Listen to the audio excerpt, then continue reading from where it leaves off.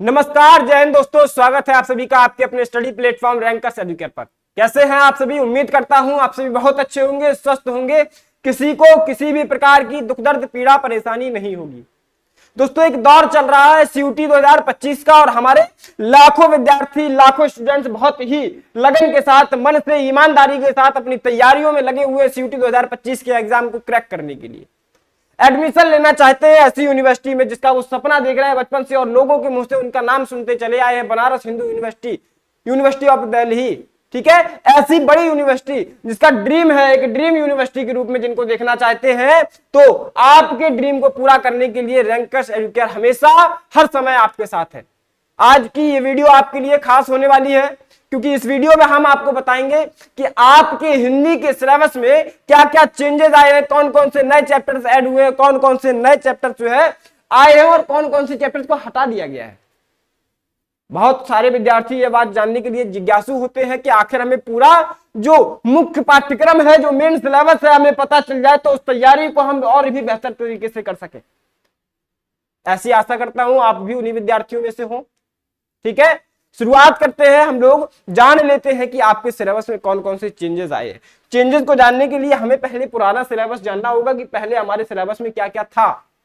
शुरुआत करें, ये हमारा 2024 का सिलेबस है और 2024 के सिलेबस में क्या पूछा गया था। हिंदी की अगर हम बात करते हैं तो यहां लिखा गया है question from the language section will be from following topics but are not limited to. भैया यहां पर बताया गया है कि आपकी कौन कौन से पोर्शन से आपके क्वेश्चंस पूछे जाने हैं। एक बात को समझना, यहां पर बोला गया है रीडिंग कॉम्प्रिहेंशन। ठीक है भैया, रीडिंग कॉम्प्रिहेंशन बताया गया। तो रीडिंग कॉम्प्रिहेंशन का मतलब भैया एक हो गया है कि आपसे क्या पूछा जाता है, अपठित गद्यांश, जिसको हम कहते हैं हिंदी में। ठीक है, अपठित गद्यांश। अपठित गद्यांश से आपके प्रश्न पत्र में प्रश्न पूछे जाते हैं। और शब्द सीमा जो है भैया, वो शब्द सीमा पहले कितनी थी? शब्द सीमा जो है बताई गई थी 350 वर्ड तक, 350 शब्दों तक, और 300 से लेकर 350 शब्दों तक यहाँ पर शब्द सीमा थी।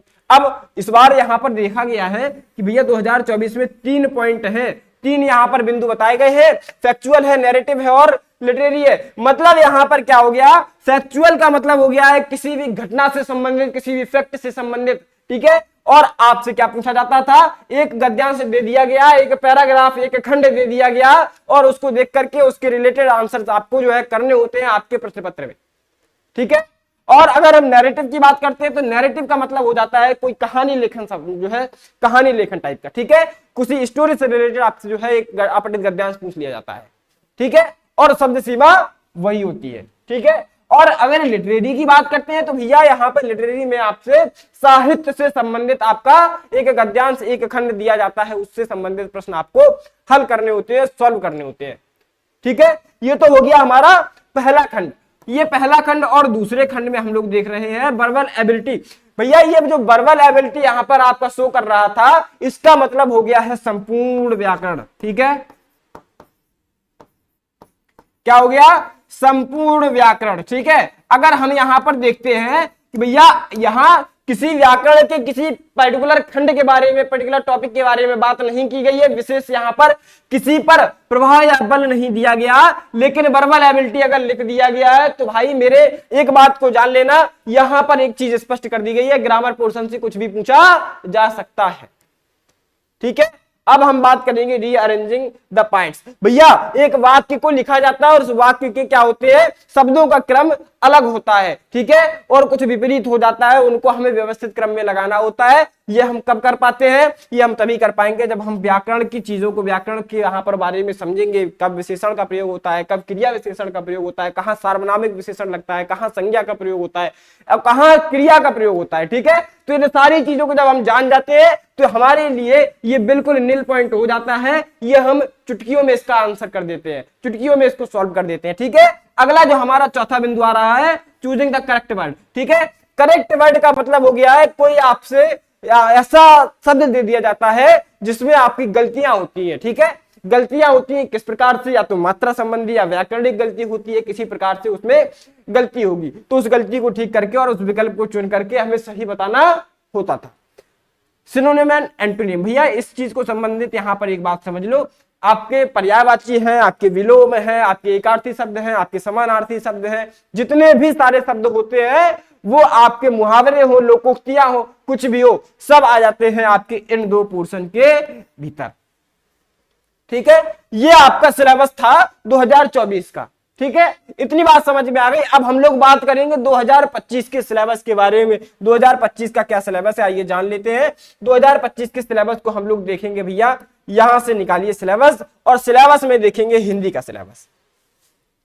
ये आ गया हमारे सामने हिंदी का सिलेबस 2025 में। हम लोग यहां पर एक चीज को देख रहे हैं कि बस दो पार्ट में यहां पर बताया गया है, दो पार्ट में सारे नैरेटिव्स अपने जो है क्लियर कर दिए गए। ठीक है, एक बात को समझो, यहां पर बताया गया है कि आपसे क्या पूछा जाएगा, रीडिंग कॉम्प्रिहेंशन, जो कि पिछले बार भी था और इस बार भी है। लेकिन आप एक चीज को देख पा रहे होंगे कि ये जो शब्द सीमा है इसको घटा करके कितना कर दिया गया है, मात्र 300 शब्द कर दिया गया है। ठीक है, पहले कितना था, 300 से लेकर के 350 था, अब कितना है, अब यहां पर आपसे सिर्फ पूछा जाएगा 300 वर्ड से।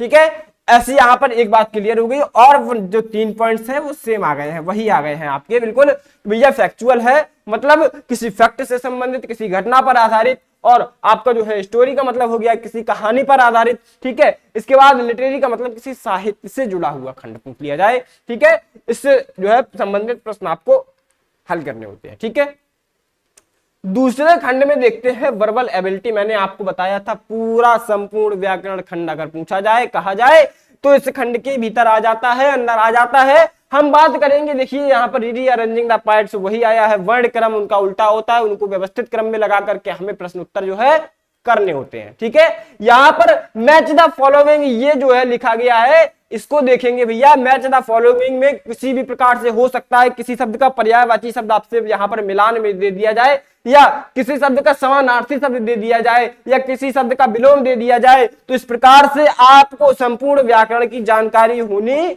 चाहिए।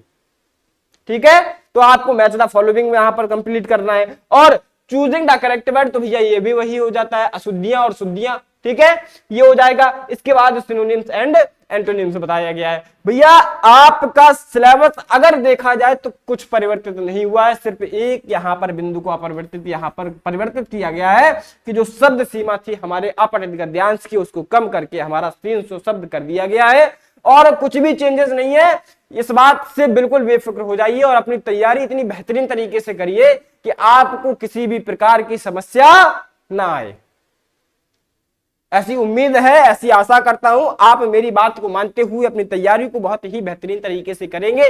और एक बात और मैं आपसे कह देना चाहता हूं जाते समय में कि अगर आप अपनी तैयारी को बेहतरीन तरीके से करना चाहते हैं और हमारे साथ जुड़ करके करना चाहते हैं, क्योंकि हम यहां पर आपकी रिस्पॉन्सिबिलिटी पूरी लेते हैं।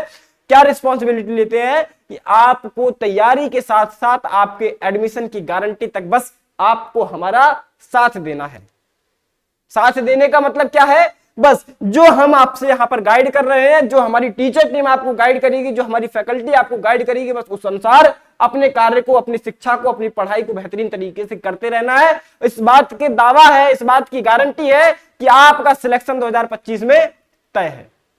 ठीक है, शुरुआत कर दीजिए, समय बहुत कम है, बहुत ही बेहतरीन तरीके से शुरुआत करिए। बस आपका जो सिलेबस है भैया कुछ भी परिवर्तित मत समझो, आपको तैयारी एक एक पॉइंट की, एक एक बिंदु की बहुत बढ़िया तरीके से करनी है। ठीक है, आशा करता हूं आपकी एक एक बात समझ में आ रही होगी और तैयारी शुरू करिए। अदर इंक्वायरी के लिए आपकी डिस्क्रिप्शन बॉक्स में एक नंबर दिया होगा, उस पर जाकर के आप जो है इंक्वायरी कर सकते हैं, अपने डाउट्स को क्लियर कर सकते हैं, व्हाट्सएप मैसेज करके भी कर सकते हैं। ठीक है, सारा डिटेल आपको वहां पर मिल जाएगा, जाइए और कॉल करिए और तुरंत इस बैच में ज्वाइन हो जाइए, जिसकी कीमत मात्र 599 रुपए है। कितना है, 599 रुपए में आपको संपूर्ण तैयारी, हर एक, चाहे लैंग्वेज हो, चाहे डोमेन हो, और चाहे जीएटी जनरल एप्टीट्यूड टेस्ट हो, सारे खंड की तैयारी हम लोग मात्र 599 रुपए में करवा रहे हैं। ठीक है, तो ऐसे इंफॉर्मेशन के लिए सबसे पहले इस चैनल को सब्सक्राइब कर लेंगे, बेल आइकन प्रेस कर लेंगे और जुड़ जाएंगे हमारे साथ, ताकि आने वाली इंफॉर्मेटिव वीडियो का नोटिफिकेशन आपके मोबाइल स्क्रीन पर सबसे पहले पहुंचे। ठीक है, तो मिलते हैं अपने अगले इंफॉर्मेटिव वीडियो में, अगले सेशन में। तब तक स्वस्थ रहे, मस्त रहे, धन्यवाद।